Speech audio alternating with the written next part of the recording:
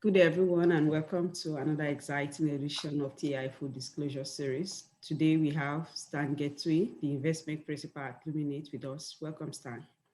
How are you doing today? Thanks. Pleasure to be here, and I'm glad to be part of this conversation.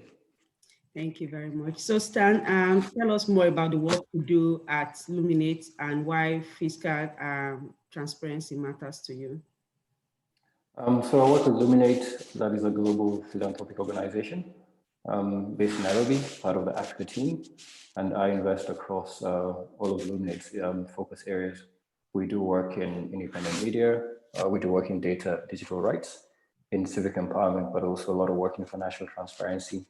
Part of an Africa team that does work in 3 countries. So we currently support organizations in Kenya, in South Africa, and Nigeria. The question as to why financial transparency matters, I think it's critical not just in Africa, but across the globe, that governments deliver services in a way that is effective and efficient. So we see the work that groups are doing in financial transparency as critical to that. Importantly, not just for service delivery, but also to empower citizens with an environment that allows them to achieve their full potential, be it in spaces like employment and education, but also just ensuring that the societies that we're building are quite strong and resilient. Great. So, from your experience, what are some of the persisting challenges in fiscal transparency, and what will your recommendation be for likely solutions? I can speak for the African context. So I think in our space, we've had issues with public infrastructure.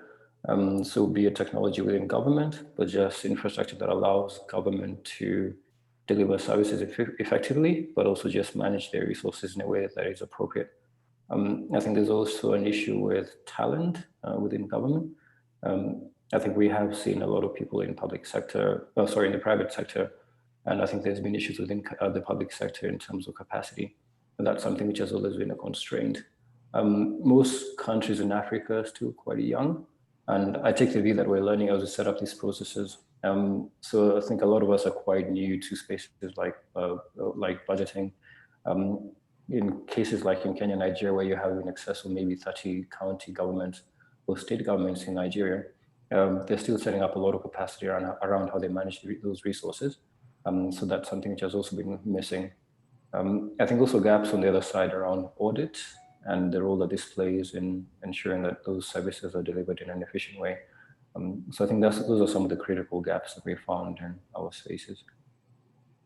So, what are likely solutions to the challenges you've mentioned? So we've done a lot of work. If you look back to the portfolio we had at the Media Network, investing in technology. So doing work in GovTech platforms that allow governments to manage their budgets a bit better. But there's also a lot of work which needs to be done in equipping citizens with the same information. So through simplifying budgets, making that information a lot more accessible, but allowing citizens to ask their governments and their officials the right questions. So you think about it as supply and demand. There's one thing to be done on the government side, but also just ensuring that the information that citizens have on hand is applicable to them, is palatable. Because a lot of the times the work which is done on the finances perhaps is highbrow and not very easy to understand. And it's important to ensure that when a citizen is engaging on budgets, they understand what that means for them as an individual, what value they're receiving from the government. And I think that allows them to hold them to account a bit better when they have the right information at hand. Great.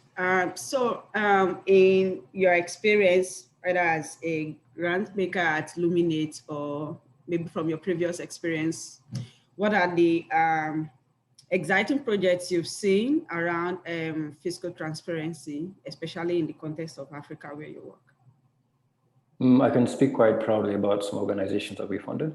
So there's groups like Budget in Nigeria. So Sheun, Gabriel, and the team, they have done amazing work, expanding that to, I think, about 30 states now.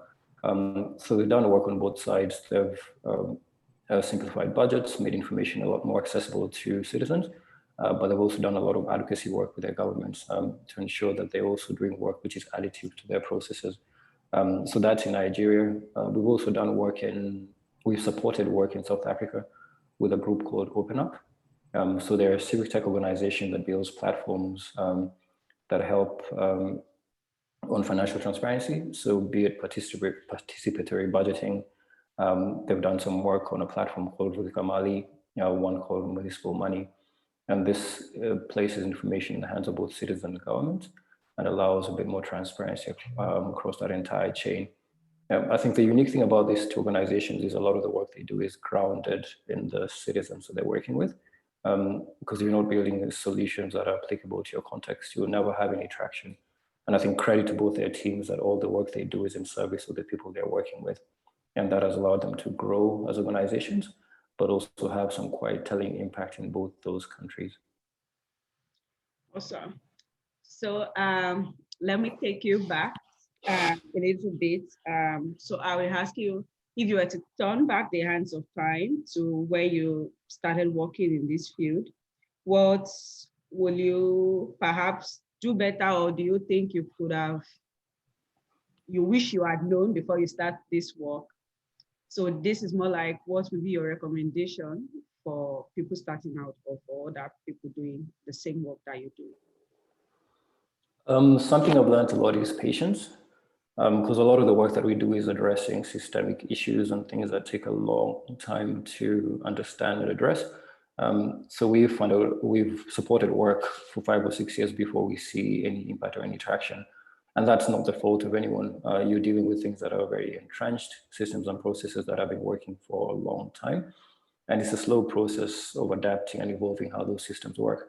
So just a patient approach in the way that we fund, and understanding that it does take a few cycles before you can have some telling impact in those spaces. And it's one of the hardest things to do. It's to take a very long-term view in the way that you would do the work that we do. But that has been something which has been quite critical to learn over the last few years. Okay. So, okay. Do you and have a recommendation? I think another one is because we do a lot of work, which I think perhaps has a negative lens to it. There's fatigue across the continent about anti-corruption, about corruption, and the theft of state coffers. We do work with a group called Accountability Lab that takes the other side of the coin. I was speaking to someone today, and there was telling me a story about the fact that most narratives are about the dog biting a man. And we get tired of hearing the same story all the time. There's not enough stories about the man biting the dog. And I think just taking a positive lens and also highlighting that there's elements in both in government and civil service that are doing amazing jobs, even in the financial transparency space.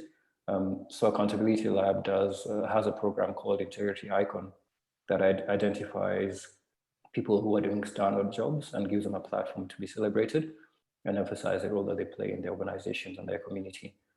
So I think that's probably something that I've learned as well in the time that I've been working in this space, is despite the fact that we're perhaps doing a lot of work which is emphasizing negative elements, there are stories and people that do need to be celebrated and that are counter to the narrative that is currently in play as well in a lot of the countries we're working in.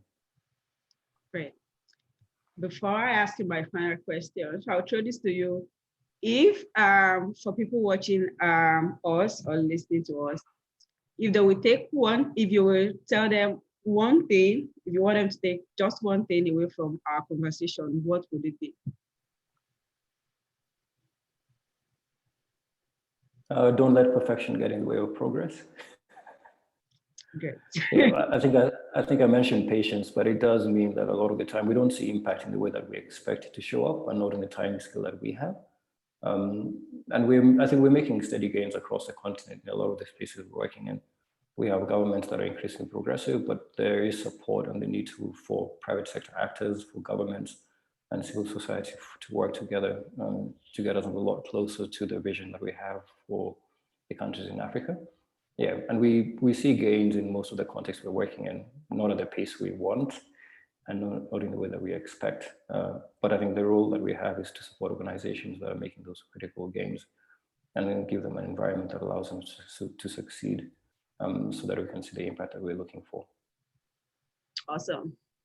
So Stan, if you were to start a company today, what would be your top 3 core values? If I was to start a company, a culture of taking risk, And I think I've mentioned as well that in a lot of the spaces we're working in, the outcomes are very uncertain. And there is a need to experiment, to learn, and to pivot a lot of the things that we do. Because you think back 12 months ago, before the pandemic happened, we were all going through our lives in a fairly steady state. But we had to adapt and do things that we were not very comfortable with and things that are new. And I think that's what has allowed us to navigate the last 12 months and come out at the end of it. So I think a culture that allows people to take on risk, to be creative, and have that entrepreneurial mindset is something which I'd promote in a company if I was to start one today. Second one is perhaps collaboration. I'm part of a pretty large, pretty amazing team. And the team does not remain just within Luminate. If you look at the portfolio we have across the globe, I like to think that the work that we do is additive across the globe. And there's always, the sum of the parts is always more than the individual parts. So people working together, collaborating, sharing ideas, I always believe ends up in a much better outcome. So that was collaboration. Final one, I'd say enjoyment and not fun. Because I think the work that we do sometimes is not extremely fun. And I say this with a lot of empathy for the groups that we support. But it's important to actually enjoy the work that you do for it to have any meaning and any value. So yeah, enjoyment would be the third one. So taking risk, collaboration, and enjoyment. Yeah. Thank you. Enjoy work. Maybe not have. Enjoy your work. Okay, great. Thank you so much for sharing insights on fiscal transparency and what it is like to work at Luminate with us, Stan. No, thanks again for your time. I look forward to speaking to you again. Thank you.